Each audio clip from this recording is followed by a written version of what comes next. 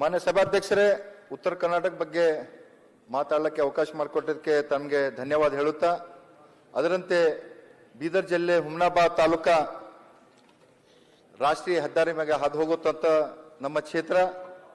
ಇವತ್ತ ಕ್ಷೇತ್ರದಲ್ಲಿ ಬಹಳಷ್ಟು ಸಮಸ್ಯೆಗಳಿದೆ ಗೊತ್ತಾ. ಅದರಂತೆ ಇವತ್ತ ನಮ್ಮ ಹುಮ್ನಾಬಾದ್ ತಾಲೂಕಿನ ಒಂದು ಹಾಸ್ಪಿಟಲ್, ಜನರಲ್ ಹಾಸ್ಪಿಟಲ್ ಇರಬೇಕಂತಂದ್ರೆ ಅನುಸಾರ ಒಂದು 3 ಇಲ್ಲ 5 ಎಕರ್ನಲ್ಲಿ ಹಾಸ್ಪಿಟಲ್ ಇರಬೇಕಾಗುತ್ತೆ. ಆದರೆ ನಮ್ಮ ಹುಮ್ನಾಬಾದ್ ನಲ್ಲಿ ಜನರಲ್ ಹಾಸ್ಪಿಟಲ್ ಇರೋದು 1 ಎಕರೆನಲ್ಲಿ ಮಾತ್ರ. ಯಾವಾಗ ಸ್ಟಾರ್ಟ್ ಆದಲ್ಲ.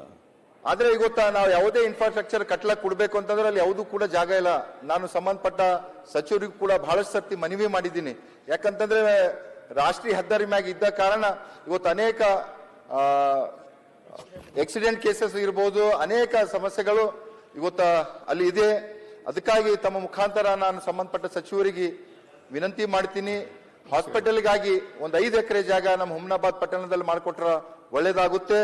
ಅದರಂತೆ ಇವತ್ತ ನಮ್ಮ ಹುಮ್ನಾಬಾದ್ ಮತಕ್ಷೇತ್ರದಲ್ಲಿ ಈ ಕಾರಂಜ ಏನ್ ಜಲಾಶಯ ಇದೆ ನಮ್ಮ ಹುಮ್ನಾಬಾದ್ ಮತಕ್ಷೇತ್ರದಲ್ಲಿದೆ. ನಮ್ಮ ಹುಮ್ನಾಬಾದ್ ಮತಕ್ಷೇತ್ರ ಮತ್ತ ಬೀದರ್ ದಕ್ಷಿಣ ಮತಕ್ಷೇತ್ರದಲ್ಲಿದೆ. ಆದ್ರೆ ಇವತ್ತ ನಮ್ಮ ರೈತರಿಗೆ ಒಂದು ಹನಿ ನೀರು ಕೂಡ ಇವತ್ತ ನಮ್ಮ ರೈತರಿಗೆ ಬರ್ತಾ ಇಲ್ಲ. ಇವತ್ತಲ್ಲಿ ಇವತ್ತು ನಾವು ನೋಡ್ಬೋದು, ಇವತ್ತು ನಮ್ಮ ಹುಮ್ನಾಬಾದ್ ನಲ್ಲಿ ಬಹಳಷ್ಟು ಹಳ್ಳಿಗಳಿಂದ ಬಡ ರೈತರ ಜಮೀನು ಇವತ್ತ ಆ ಕಾರಂಜ ಜಲಾಶಯ ಕಟ್ಲಕ್ಕ ಕೊಟ್ಟಿದಾರ. ಅದಕ್ಕಾಗಿ ನಾನು ತಮ್ಮ ಮುಖಾಂತರ ನಾನು ಮನವಿ ಮಾಡ್ತೀನಿ ಸಂಬಂಧಪಟ್ಟ ಸಚಿವರಿಗೆ, ಇವತ್ತ ನಮ್ಮ ರೈತರಿಗಾಗಿ ಲಿಫ್ಟ್ ಇರಿಗೇಷನ್ ಸ್ಕೀಮು ನಮ್ಮ ಹುಮ್ನಾಬಾದ್ ಮತಕ್ಷೇತ್ರ ಕೊಟ್ಟರೆ ಬಹಳ ಒಳ್ಳೇದಾಗ್ತದೆ ಅಂತ ನಾನು ಹೇಳಕ್ ಇಚ್ಛೆ ಪಡ್ತೀನಿ. ಅದರಂತೆ ಇವತ್ತ ನಮ್ಮ ಹುಮ್ನಾಬಾದ್ ಏನು ಸುಮಾರು 2011 ಒಂದು ಜನಗಣತಿಯಲ್ಲಿ ಸುಮಾರು 44,000 ಜನಸಂಖ್ಯೆ ಉಳ್ಳುವಂತ ಒಂದು ಪಟ್ಟಣ ಇದೆ. ಇವತ್ತ 2024ರಲ್ಲಿ ಇವತ್ತಿನ ಜನಗಣತಿ ನೋಡಿದ್ರೆ ಸುಮಾರು 75,000 ಆಗಿದೆ. ಆದ್ರೂ ಕೂಡ ನಮ್ಮ ಹುಮ್ನಾಬಾದ್ ಪುರಸಭೆಯಂತೆ ಇದೆ ಗೊತ್ತಾ. ಇವತ್ತ 50,000 ಮೇಲ್ಪಟ್ಟ ಜನಸಂಖ್ಯೆ ಉಳಿತಂತಂದ್ರೆ ಆ ಪುರಸಭೆಯನ್ನು ಮೇಲ್ದರಿಸಿ ನಗರಸಭೆ ಮಾಡಬೇಕು. ಅದಕ್ಕಾಗಿ ತಮ್ಮ ಮುಖಾಂತರ ನಾನು ಸಂಬಂಧಪಟ್ಟ ಸಚಿವರಿಗೆ ಮನವಿ ಮಾಡ್ತೀನಿ, ಈ ಪುರಸಭೆಯಿಂದ ನಗರಸಭೆಗೆ ಮೇಲ್ದರ್ಜಿಸಬೇಕಂತ ವಿನಂತಿ ಮಾಡ್ತೀನಿ. ಅದರಂತೆ ನಮ್ಮ ಮತಕ್ಷೇತ್ರದ ಬಸವ ಕಲ್ಯಾಣ ತಾಲೂಕಿನ ರಾಜೇಶ್ವರ ಗ್ರಾಮ ಬಹಳ ದೊಡ್ಡದಂತ ಒಂದು ಗ್ರಾಮ ಪಂಚಾಯತಿ ಇದೆ ಗೊತ್ತಾ. ಅದನ್ನು ಕೂಡ ಇವತ್ತ ಸುಮಾರು ಒಂದು 20,000 ಮೇಲ್ಪಟ್ಟಿ ಜನಸಂಖ್ಯೆ ಉಳ್ಳಂತ ಒಂದು ಗ್ರಾಮ ಪಂಚಾಯತಿ ಇದೆ. ಅದನ್ನು ಕೂಡ ಇವತ್ತು ಗ್ರಾಮ ಪಂಚಾಯತಿ ನಮ್ಮ ಪಟ್ಟಣ ಪಂಚಾಯತಿಗೆ ಮೇಲ್ದರ್ಜಿಸಬೇಕು. ಹಾಗೂ ಏನು ಇವತ್ತ ಅದರಂತೆ ನನ್ನ ಹುಮ್ನಾಬಾದ್ ಮತಕ್ಷೇತ್ರದ ಚುಡುಗುಪ್ಪ ತಾಲೂಕ ಆಗಿ ಬಹಳಷ್ಟು ವರ್ಷಗಳಾಗಿದೆ ಗೊತ್ತಾ. ಅಲ್ಲಿ ಯಾವುದೇ ಕೂಡ ಆಫೀಸಿಗೆ ಜಾಗಗಳು ಇಲ್ಲ. ಇವತ್ತ ವಿಶೇಷವಾಗಿ ನಮಗ ಮಿನಿ ವಿಧಾನಸಭೆ ಬೇಕು ಗೊತ್ತಾ. ಅದರಂತೆ ಕೋರ್ಟು ಕೂಡ ಇಲ್ಲ, ಅಲ್ಲಿ ರಿಜಿಸ್ಟರ್ ಆಫೀಸು ಕೂಡ ಇಲ್ಲ. ಹೇಳಕ್ಕೆ ಮಾತ್ರ ತಾಲೂಕಾ ಪ್ಲೇಸು, ಆದ್ರೆ ಯಾವುದೂ ಕೂಡ ಸೌಲಭ್ಯಗಳಿಲ್ಲ. ಇವತ್ತು ಚುಡುಗುಪ್ಪ ತಾಲೂಕಿನ ಜನರು ನಮ್ಮ ಹುಮ್ನಾಬಾದ್ಗೆ ಹೋಗ್ಬೇಕು, ಇಲ್ಲೊತ್ತಿಗೆ ಬೀದರ್ಗೆ ಹೋಗ್ಬೇಕಾಗ್ತಾ ಇದೆ. ಅದಕ್ಕಾಗಿ ಮುಂಬರ್ತ ದಿನಗಳಲ್ಲಿ ಇವತ್ತು ನಮ್ಮ KKRDB ನಲ್ಲಿ ಈಗಾಗಲೇ ನಮ್ಮ ಅಧ್ಯಕ್ಷರು ಕೂಡ ಹೇಳಿದಾರ, ಮಿನಿ ವಿಧಾನಸಭಾ ಸ್ಯಾಂಕ್ಷನ್ ಮಾಡ್ಕೊಡ್ತಾರಂತ. ಅದರಂತೆ ಒಂದು ಕೋರ್ಟ್ ಆಗ್ಬೇಕು, ರಿಜಿಸ್ಟರ್ ಆಫೀಸ್ ಆಗ್ಬೇಕು, ಏನೇನು ತಾಲೂಕಾ ಕೇಂದ್ರಗಳಲ್ಲಿ ಸೌಲಭ್ಯಗಳು ಸಿಗಬೇಕು ಅವೆಲ್ಲ ಆಗ್ಬೇಕು. ವಿಶೇಷ ಇನ್ನೊಂದು ಅಲ್ಲಿ ಸ್ಟೇಡಿಯಂ ಸರ್, ಇವತ್ತೆಲ್ಲಾ ಕಡೆ ತಾಲೂಕಾ ಕೇಂದ್ರಗಳಲ್ಲಿ ಸ್ಟೇಡಿಯಂಗಳಾಗಿದೆ. ಇವತ್ತು ಮಕ್ಕಳು ವಿದ್ಯಾರ್ಥಿಗಳು ಆಟ ಆಡ್ಬೇಕಂತಂದ್ರೆ ಅಲ್ಲಿ ಯಾವುದೂ ಕೂಡ ಜಾಗ ಇಲ್ಲ. ಅದಕ್ಕಾಗಿ ತಮ್ಮ ಮುಖಾಂತರ ನಾನು ಮನವಿ ಮಾಡ್ತೀನಿ, ನಮ್ಮ ಚುಡುಗುಪ್ಪ ತಾಲೂಕಿನಲ್ಲಿ ಕೂಡ ಒಂದು ಸುಸಜ್ಜಿತವಾದಂತ ಸ್ಟೇಡಿಯಂ ಕೂಡ ಆಗ್ಬೇಕು.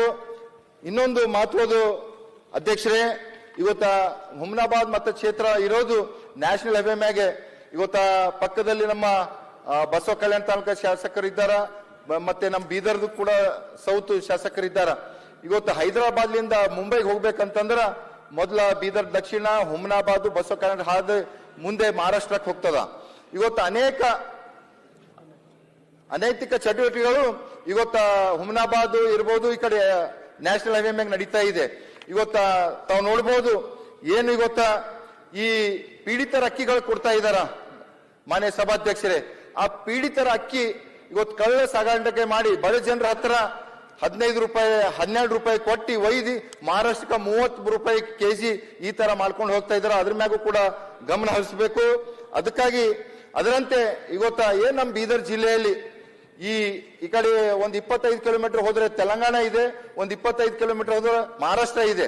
ಅಲ್ಲಿ ಅನೇಕ ಈ ಗುಟ್ಕಾ ಮ್ಯಾನುಫ್ಯಾಕ್ಚರ್ ಇರ್ಬೋದು, ಮತ್ತೆ ಅಕ್ಕಿದಿರ್ಬೋದು, ಸ್ಯಾಂಡ್ ಮಾಫಿಯಾ ಇರ್ಬೋದು, ವಿಶೇಷವಾಗಿ ಈ ಕ್ರಿಕೆಟ್ ಬುಕ್ಕಿಗಳು ಬಹಳಷ್ಟು ಜನರು ಇದ್ದಾರ. ಇವತ್ತು ಮಹಾರಾಷ್ಟ್ರದಿಂದ ಬಂದು ನಮ್ಮ ಕರ್ನಾಟಕದಲ್ಲಿ ನಮ್ಮ ಗಡಿ ಭಾಗದಲ್ಲಿ ಕುಂತಿ ಆ ಬುಕ್ಕಿ ಆಡ್ಸಂತ ಕಾರ್ಯ ನಡೆಸ್ತಾ ಇದಾರ. ಅದಕ್ಕೂ ಅನುಗುಣವಾಗಿ ಇವತ್ತು ನಾವು ಅನೇಕ ಯೂತ್ಸ್ ಅದಕ್ಕೆ ಬಲಿಪಶು ಆಗ್ತಾ ಇದಾರ. ಇವತ್ತು ಒಂದೇ ಒಂದು ಸ್ಮಾಲ್ ಎಕ್ಸಾಂಪಲ್ ಹೇಳ್ತೀನಿ. ಇನ್ನೊಂದು ಆನ್ಲೈನ್ ಗೇಮಿಂಗ್ ಮಾನ್ಯ ಅಧ್ಯಕ್ಷರೇ, ನಮ್ಮ ಹುಮ್ನಾಬಾದ್ ಮತ ಕ್ಷೇತ್ರದ ಒಬ್ಬರು ಒಳ್ಳೆ ಪರಿವಾರದವ್ರು, ನಾನು ಹೆಸರು ಹೇಳಕ್ ಇಚ್ಛೆ ಪಡಲ್ಲ, ಯಾಕಂತಂದ್ರೆ ಒಳ್ಳೆ ಪರಿವಾರದವರು ಮದುವೆ ಮಾಡ್ಕೊಂಡು ಹೋಗಿ ಬೆಂಗಳೂರಿಗೆ ಸೆಟ್ಲ್ ಆಗಿದ್ರು. ಬೆಂಗಳೂರು ಸೆಟ್ಲ್ ಆದಾಗ ಆ ಗಂಡ ಸಾಫ್ಟ್ವೇರ್ ಇಂಜಿನಿಯರ್ ಇದ್ದನು, ಹೆಂಡತಿ ಮನೆಯಲ್ಲಿ ಹೌಸ್ ವೈಫ್ ಆಗಿ ಒಳ್ಳೆ ಒಂದು ಫ್ಯಾಮಿಲಿ, ಒಂದು ಗೌಡ್ರ ಫ್ಯಾಮಿಲಿಯಿಂದ ಅವ್ರ ಪರಿವಾರ ಬಂದಿದ್ದು. ಇವತ್ತೇನು ಆ ಮನೆಯಲ್ಲಿ ಕುಂತಿ ಆ ಹೆಣ್ಮಗಳು ಆ ತಾಯಿ ಮನೆಯಲ್ಲೇ ಆನ್ಲೈನ್ ಗೇಮಿಂಗ್ ಆಡಿ ಲಕ್ಷಗಟ್ಟಲೆ ಸೋತಿ ಇವತ್ತ ಆತ್ಮಹತ್ಯೆ ಮಾಡ್ಕೊಂಡೆ ಅಧ್ಯಕ್ಷರೇ. ಇವತ್ತು ಬಹಳ ಇಂಥ ನೋವಿನ ಸಂಗತಿ ಇದೆ. ಇವತ್ತು ಅನೇಕ ಯುವಕರು ಇದಕ್ಕ ಬಲಿ ಆಗ್ತಾ ಇದಾರ. ಅದಕ್ಕಾಗಿ ಇವತ್ತೇನು ನಮ್ಮ ಜಿಲ್ಲಾಡಳಿತ ಇದೆ, ಜಿಲ್ಲಾಡಳಿತಕ್ಕೆ ತಾವು ಸೂಚನೆ ಕೊಡಬೇಕು. ಅದರಂತೆ ಇವತ್ತ ಹುಮ್ನಾಬಾದ್ ಪಟ್ಟಣದ ಇರ್ಬೋದು, ಬಸವ ಕಲ್ಯಾಣ ಇರ್ಬೋದು, ತೆಲಂಗಾಣದಿಂದ ಇವತ್ತ ಬಹಳಷ್ಟು ಗ್ರಾನೈಟ್ ಸ್ಟೋನು ಮಹಾರಾಷ್ಟ್ರ ಮತ್ತು ಅನ್ಯ ರಾಜ್ಯಗಳಿಗೆ ಹೋಗ್ತಾವ ಮಾನ್ಯ ಅಧ್ಯಕ್ಷರೇ. ಆದ್ರೆ ಅಲ್ಲಿ ಯಾವುದೂ ಕೂಡ ಬಿಲ್ ಇರಲ್ಲ. ಜೀರೋನಲ್ಲಿ ಈ ಗ್ರಾನೈಟ್ ಕಲ್ಲು ಬೇರೆ ರಾಜ್ಯಗಳಿಗೆ ಹೋಗ್ತಾವ. ಇವತ್ತು ನಮಗೆ ತೆರಿಗೆ ಏನು ಕರ್ನಾಟಕ ಬರಬೇಕು ಯಾವುದೂ ಕೂಡ ಕಟ್ತಾ ಇಲ್ಲ. ಅದರಲ್ಲಿ ಸ್ವಲ್ಪ ಜನರು ಮಿಂಗಲ್ ಆಗಿ ಒಂದು ಲಾರಿಗೆ ಇಷ್ಟಿಷ್ಟು ಅಮೌಂಟ್ ತಗೊಂಡು ಪಾಸ್ ಮಾಡ್ಕೊಡ್ತಾ ಇದ್ದಾರೆ. ಅದ್ರೂ ಕೂಡ ಅಧಿಕಾರಿಗಳು ಕೂಡ ಭಾಗಿಯಾಗಿದ್ದಾರೆ ಮಾನ್ಯ ಅಧ್ಯಕ್ಷರೇ. ಅದಕ್ಕಾಗಿ ಇನ್ನೊಂದು ನಾನು ಹೇಳಕ್ ಇಚ್ಛೆ ಪಡ್ತೀನಿ. ಇವತ್ತು ನನ್ನ ಮತ ಕ್ಷೇತ್ರದಲ್ಲಿ BSSK ಅಂತ ಶುಗರ್ ಫ್ಯಾಕ್ಟರಿ ಇದೆ, ಬಹಳ ಪುರಾತನವಾದಂತ ಒಂದು ಫ್ಯಾಕ್ಟರಿ ಇದೆ. ಅದರ ಬಗ್ಗೆ ಇವತ್ತು ಕೂಡ ಮೀಟಿಂಗ್ ಆಗಿದೆ. ಇವತ್ತು ನಮ್ಮ ಸಕ್ಕರೆ ಸಚಿವರ ಒಂದು ನೇತೃತ್ವ ಅಧ್ಯಕ್ಷತೆಯಲ್ಲಿ ಇವತ್ತ ಮೀಟಿಂಗ್ ಆಗಿದೆ. ಏನಂತಂದ್ರೆ ಆಯ್ತು ಅಧ್ಯಕ್ಷರೇ, ಒಂದೇ ನಿಮಿಷ. ಇವತ್ತ BSSK ಕಾರ್ಯಕಾರಿಣಿ ನಮ್ಮ DCC ಬ್ಯಾಂಕ್ಲಿಂದ ಒಂದು ಲೋನ್ ತಗೊಂಡಿದೆ, ಸುಮಾರು 115 ಕೋಟಿ. ಆ 115 ಕೋಟಿ ಲೋನ್ ತಗೊಂಡಿದ್ದು ಪ್ರಿನ್ಸಿಪಲ್ ಅಮೌಂಟ್ ಇಂಟ್ರೆಸ್ಟ್ ಹಿಡ್ಕೊಂಡು 232 ಕೋಟಿ ಆಗಿದೆ.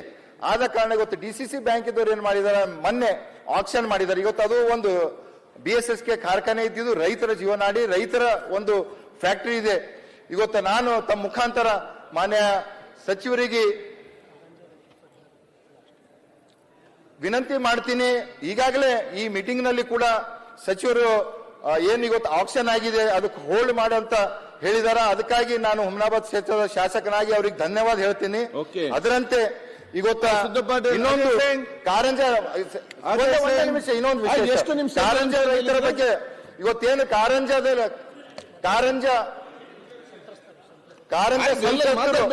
ಇವತ್ತೇನು ಮೊನ್ನೆ ತಾವು ಕೂಡ ನೋಡ್ಬೋದು, ಕಾರಂಜ ಸಂತ್ರಸ್ತರು ಇವತ್ತು ಅವ್ರಿಗೆ ಪರಿಹಾರ ಸಿಕ್ಕಿಲ್ಲ ಅಂತ ಮೊನ್ನೆ ಆತ್ಮಹತ್ಯೆಗೆ ಶರಣಾಗಿದ್ರು. ಇವತ್ತು ಸಾವಿನ ಇದ್ರ ನಡುವೆ ಇವತ್ತು ಹಾಸ್ಪಿಟಲ್ ನಲ್ಲಿ ಹೋರಾಡ್ತಾ ಇದ್ದಾರೆ.